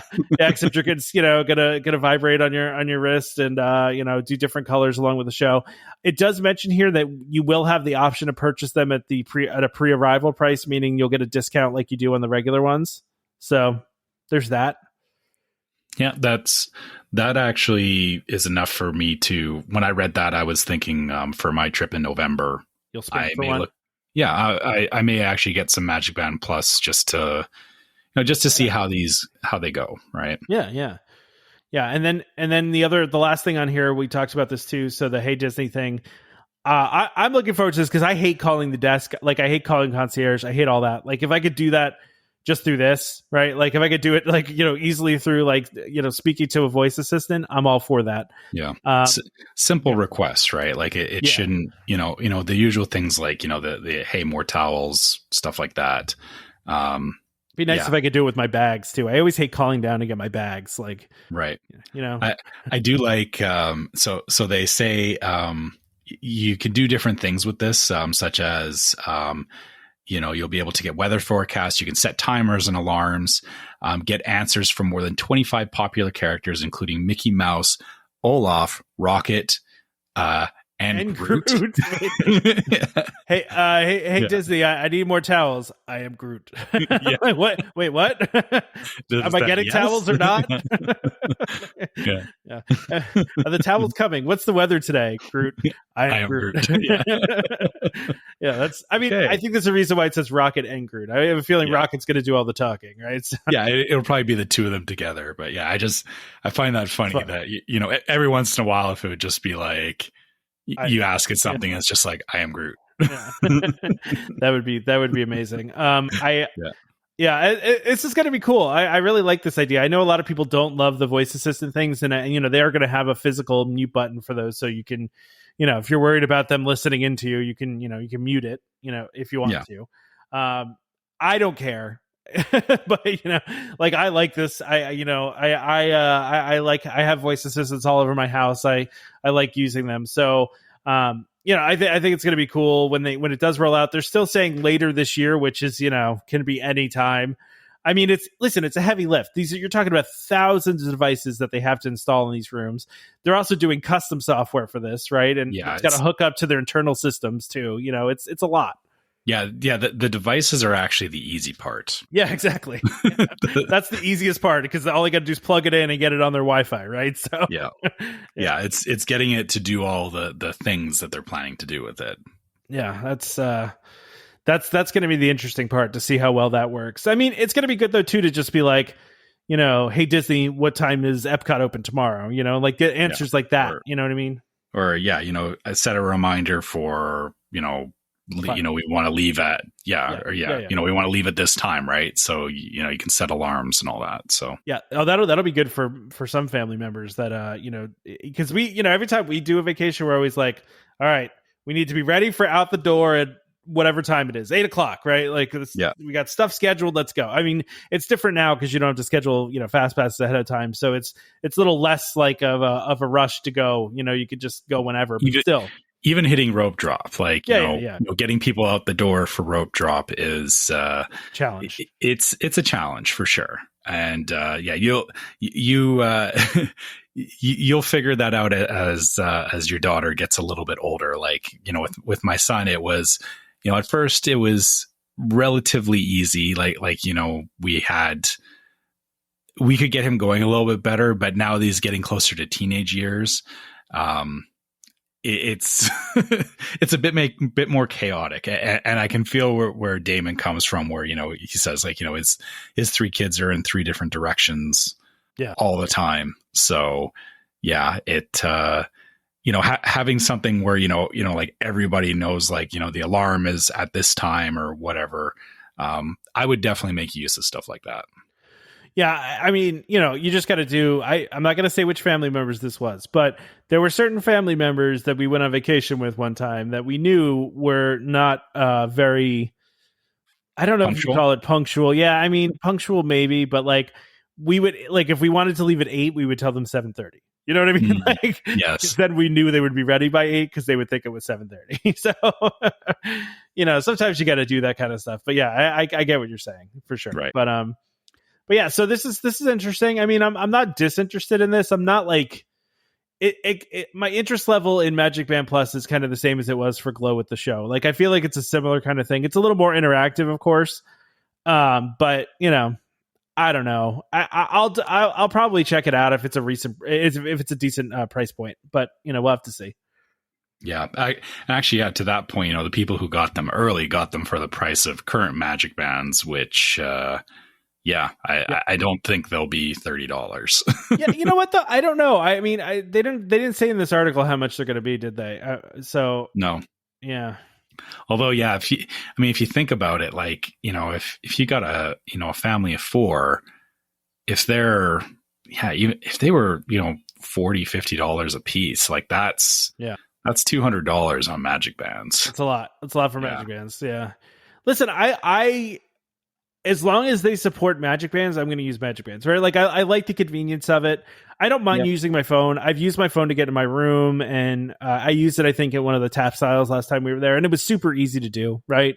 Like, it wasn't a big deal, and I like the convenience of it, but I also like the convenience of Magic Bands. I like just being able to tap on stuff. There's just something cool about it. So I'm bringing a couple of old Magic Bands with me for our trip, so for this weekend. Again, just because... Yeah, I like the Magic Bands, and just to make sure that I always have this fear that if my phone battery ever died, I can't get into my room, right? I get that. Yeah, I get that. I totally get it. So, all right. So, last thing we have on this list here, and this is the least surprising thing I've ever read.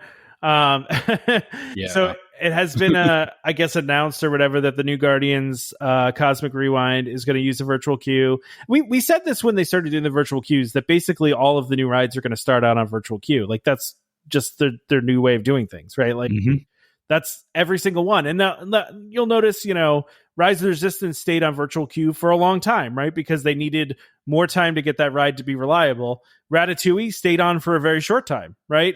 I think this is all about reliability of the new rides, right? Because it gives them flexibility, and it doesn't make the lines 10 hours long and disappoint a bunch of people. It makes it a lot more manageable. I think it's also hype a little bit as well. Yeah, that too. Yeah. Like, Rise of the Resistance had a lot more hype than Ratatouille did. Deservedly so. Deservedly. I mean, it's, and because Ratatouille was, it's a ride that already exists, right? Like, Rise of the Resistance was a brand new thing. So, but yeah, so you're also going to be able to purchase individual Lightning Lane entries, which I'm probably going to assume is going to be a popular option, and probably a more expensive one. I'm just guessing, but it will be worth it if you want to get on the ride and don't want to do the virtual queue, or if you don't get a place in the virtual queue, right? Now, do you suppose, because do they have individual Lightning Lane for Test Track and Frozen, or they had it. I think the current ride is, because they change it all the time now, which is frustrating. I think the current one, they have individual Lightning Lane, I think for Ratatouille and maybe Frozen, but I'm gonna look it up really quick, because they like I said, they've been changing these things. Yeah, I guess we can look in the app and see what it is. Yeah, we could look there, but yeah, we'll have to see. But I mean, if we're gonna trap Ratatouille, we don't have to worry about that. But yeah, but I guess the point is that if a new ride is coming out, does that mean that the Lightning Lane goes away for another ride, or That's a good question, because I really thought they were only ever going to have 2 at a time, right? So, okay, here it is. Yeah, this is it. So, interestingly enough, it was Ratatouille and it was Frozen that were the individual Lightning Lanes. However, remember they made that temporary change where they made Minnie's Runaway Railway, Frozen Ever After, Space Mountain, and Expedition Everest included in Genie Plus until August 7th. So they're going to have Guardians of the Galaxy and Ratatouille are going to be the 2 in Epcot that are individual Lightning Lanes. So okay, And Frozen Ever After will, I get, assuming they don't extend it, it will be as part of Genie Plus until August 7th. So, I know. Yeah. Weird. But yeah, well, I'm not surprised by this. And there's also been some reports that they're having a lot of trouble with this ride, which is not surprising. Again, I mean, anytime they build a new ride, and this is not just new either, by the way. I've talked about this on the show before. When they first opened Universe of Energy, which is ironic because we're talking about the thing that replaced Universe of Energy. But when they first opened Universe of Energy, that was really revolutionary technology at the time, and they had a lot of problems with it. They couldn't get it to work right. And that's anytime they have anything new like this, it just takes some time for them to get it all right. And sometimes there's only so much you can do in testing, right? Like you need to have like real life people on there and real life experiences to encounter some of the problems that will come up, Yeah. And it's also like, it's not just a ride, right? Like there's timing, like, oh yeah. Like there's show elements to it, right? Exactly. So that's where it becomes more complicated. And, if it was just a roller coaster, that's easy, but Disney doesn't want to do just a roller coaster. So. Exactly. Yeah. So I'm not surprised by this. And I think it's smart for them to do. I know a lot of people don't like the virtual queues, but I think for these very, very popular rides, I think it's great. Honestly, I know, it's not everybody's cup of tea. I just think it's really, really helpful when you have these crazy long lines for these new rides. It definitely helps a lot. And, so you don't end up waiting 5 hours for something that breaks down for the rest of the day and you are disappointed. It just makes it a little bit easier. Yeah, totally. And, for us, we're going to go there in November. And the nice thing is that it won't be, like when we did Flight of Passage, I remember like months ahead of time trying to get on it and then, getting up to the day of it. And, there's that fear, like you said, it's that fear in the back of your head where it's like, oh, if this breaks down, that's all that time wasted. Right. Exactly. Whereas, obviously you don't necessarily want to pay for Lightning Lane and have it break down, but it's a lot easier for people to, plan the day of, right? And like you said, not feel like you're committing, a whole bunch of time to something only to have it not happen. So yeah, absolutely. Yeah, absolutely. And actually I just saw some of the reviews are starting to come in of Cosmic Rewind because pass holder previews were started this morning. So so actual people are still getting to ride it now. And so some of the reviews are coming in. So which are good, very positive. I have all the reviews I've seen so far are saying that it's fantastic. So anyway, just don't tell Damon. Yeah, he doesn't care anyway. I think. Yeah, no. Well, yeah. You know what Damon's thing is? Damon is skeptical of anything that's popular, right? Like, so if it's popular, Damon's like, I'm probably not going to like it, right? Like, so like, it's totally true. Yeah. I've noticed this, and so because he was all about like he didn't like the Millennium Falcon ride, and then he went on it, and he was like, oh, it's kind of good. It's pretty good. It was fun. Yeah. So, I don't know. I think he just needs to go on it and then maybe he'll enjoy it and, he can find things to like. I think you would also have to ask him to watch Guardians of the Galaxy, which, I mean, again, I really like Guardians. So, I'm excited for the ride either way. Like I'll find some way to get on it, but, like I said, that's fine that, Damon doesn't want to buy into the hype around it, but more room for the rest of us. It's just funny because like Guardians is a movie like I feel like that he would like. It's like his kind of sense of humor. I feel like, Yeah. It's just funny to me that he's just actively doesn't want that one because I'm like, man, I think you would like that one. But anyway, so we're getting the preview. Some people are talking about the previews here, and it's interesting, but I expect them to have technical problems. It's just it's just the reality of a complicated ride. It's how it goes. I think if they have even half the problems that Rise of the Resistance had, it'll still be a far better experience. Oh yeah, But, well, and here's the thing though, too, though. Like, Rise of the Resistance is the most complicated ride that's ever been built, right? Like, everyone will say that, and it's because there's like 4 different ride systems that all have to work in concert on time, and it's impossible, right? Yeah. I don't even know how they pull it off. You'll see when you go on it at some point, Trevor. Like, when you go in November and you finally get to ride it, like, it's just absurd that it even works. Like, I don't know how they make it work, because between, like, you have to factor in guests just walking from thing to thing, because there's parts where you have to walk, and all the timing that's involved with it. It's just amazing that it functions on a day-to-day basis. So, which it doesn't sometimes, but most of the time it does. But it's such a complicated ride. It is, these things take time, and by all accounts, Guardians is a lot less complicated. I mean, it's still, something new for them. It's still newer technology. There's a lot of screen stuff going on. There's, like you said, it's timing. Timing is hard, right? Like, all that timing stuff is difficult. So, they're gonna have issues with it. Is what it is. So, but anyway, this is the last time we're gonna talk to everybody before we're not gonna have a show next week. So, we'll put out an episode that's just like, hey, we'll be back next week. But that's really all it's gonna be.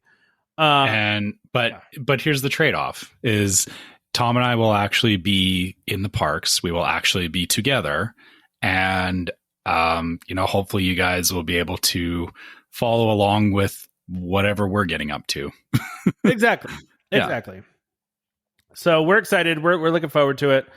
And we're looking forward to seeing some listeners at the meetup. Yeah, it's this is it's a long time in the making. It's a long time in the making, and I realized it's going to be a lot of firsts for me. Because it's the first time I'm meeting you. It's the first time I'm traveling post COVID. I'm going to be seeing a lot of new stuff at Disney. Like, it's yeah. There's a lot of new stuff since the last time you've been there. Yeah. It's gonna be wild. Like, I'm super excited, and like I said earlier, I'm a little nervous. Once I've got the green light to get on the plane, I'll be good. But I'm really looking forward to it, though. Me too. Yeah. All right, so let's wrap this thing up. By the way, Damon was talking about doing a sideshow on Facebook. It's not going to happen. Yeah, we just can't make it happen. So we're just going to have no episode next week. But we'll be back the week after, obviously, to talk about the meetup and everything that we did and all that. So yeah, exactly. All right. So with all that being said, if any of you want to reach us, you can always find us at welcomehomepodcast@gmail.com. Make sure you can always send us your trip reports, questions, all that kind of stuff to our email address. We do love hearing from you guys. If you want to follow us on Facebook, I would highly recommend following us as Welcome Home Podcast, maybe even joining the Disney Facebook our group, Welcome Home Disney Waitlist. Because we're going to be posting stuff on Facebook this next week, and you don't want to miss it. So make sure you're following us if you're not. And similarly, you can also follow us on YouTube and Instagram as Welcome Home Podcast and Welcome Home Pics for the same reasons. Places where you can just see the kind of stuff that we're going to be getting up to as we're in the parks next week. And if you guys want to help support the podcast, please consider going to store.welcomehomepodcast.com and check out our merchandise. We got some good stuff in there that, things like hats not hats. We give away the hats at the park, not hats. Sorry, I was looking at actually my hat at the moment when I said that.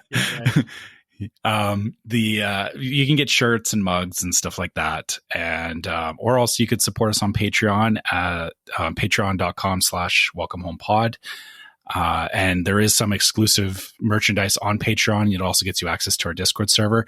For anyone that's coming to the meetup this weekend, we will be giving out some pins that have the Patreon logo on them. So again, that'll be for people at the meetup. But if you do miss the meetup, you can always go to Patreon to check out that kind of merchandise. And last but not least, if you're following us on iTunes or Spotify, we would appreciate a rating on there. That does help more people find the podcast. If you want to leave a review, that's nice as well. We do get some really good reviews from people, both positive and critiquing the podcast. That's a good way to put it. Yeah. Yeah. So yeah, we do like seeing that stuff. We do like reading it. I think we all agreed the last one we got, even though it was, we really appreciated the review, just the fact that there was an autocorrect in there for Damon as Ramen. And, I think maybe we'll start calling him Ramen from time to time. So it's a new inside joke for the show. Yeah, exactly. So please consider, leaving us your own review on iTunes as well if you like the show. Yeah, and don't forget to subscribe to Welcome Home Podcast so you can be reminded every time we release a new episode. You can find us on Apple Podcasts, Google Podcasts, Amazon Music, TuneIn, Stitcher, Spotify, just about any place you could find podcasts, you can find us. Just a reminder to our listeners, Welcome Home Podcast is for entertainment only. We are not employed by the Walt Disney Company, and as such, all opinions we express on the show are our own.